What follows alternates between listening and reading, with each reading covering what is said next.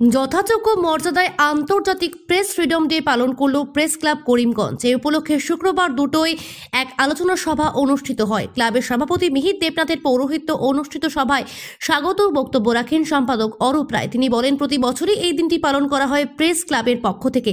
কর্মরত সাংবাদিকদের কাছে এই দিনটি খুবই গুরুত্বপূর্ণ বলে মন্তব্য করে অরূপ রায়। বলেন, সাংবাদিকরা বিভিন্ন সমস্যায় জর্জরিত। প্রত্যন্ত অঞ্চলে গিয়ে সংবাদ সংগ্রহ করতে হয় সাংবাদিকদের। কোনো ধরনের নিরাপত্তা রক্ষে ছাড়াই যুদ্ধবিধ্বস্ত এলাকা সাংবাদিকদের পৌঁছাতে হয়। এর ফলে অনেকেই প্রাণ হারিয়েছেন, কিন্তু সরকারের পক্ষ থেকে সাংবাদিকদের নিরাপত্তা রক্ষার্থে ন্যূনতম ব্যবস্থা নেওয়া হয়নি বলে ক্ষোভ ব্যক্ত করেন অরূপ রায়। তার মতে, এই ব্যাপারে সাংবাদিকদের ঐক্যবদ্ধ আন্দোলন গড়ে তুলতে হবে। অনুষ্ঠানে অন্যান্যদের মধ্যে বক্তব্য রাখেন মহিলা সাংবাদিক জুলি দাস, SM জাহির আব্বাস, বিভাস চন্দ্র দাস, সুজয় শ্যাম, শুভঙ্কর মালাকার প্রমুখ। সকল বক্তাই সাংবাদিকদের বিভিন্ন সমস্যা নিয়ে সরব হন। সভাপতির বক্তব্যে মিহির দেবনাথ বলেন, দীর্ঘ কয়েক বছর থেকে জাতীয় ও আন্তর্জাতিক স্তরে সাংবাদিকরা চরম হেনস্থার শিকার হচ্ছে।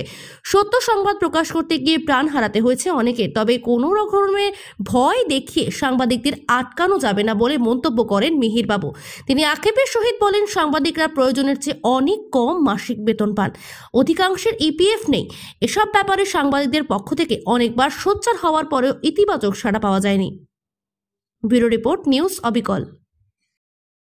ইন্টারন্যাশনাল প্রেস ফ্রিডম ডে প্রতি বছরের মতো এবছরও আমরা প্রেস ক্লাব করিমগঞ্জ এই দিনটি উদযাপন করছি।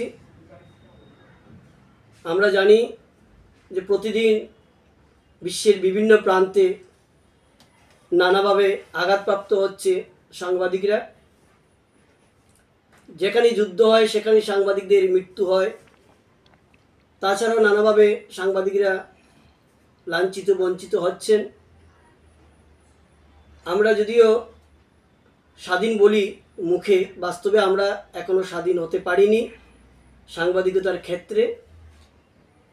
বর্তমানে আমরা যে সংকটে ভুগছি সেটা হচ্ছে আরও বেশি সংকট। এই সামাজিক প্রচার মাধ্যম ইউটিউব বা এই ধরনের কিছু সাংবাদিক সৃষ্টি হয়েছে যারা সমাজে একটা ত্রাস সৃষ্টি করেছে। যে থেকে রেহাই পেতে আমরা বারবার জেলা প্রশাসন, রাজ্য সরকারের নিকট আমরা নিবেদন করেছি যে তাদেরকে নিয়ন্ত্রণে আনা হোক, যাতে সংবাদপত্র এবং সাংবাদিকতার ক্ষেত্রে সাধারণ মানুষের মধ্যে একটা বিভ্রান্ত না ছড়ে।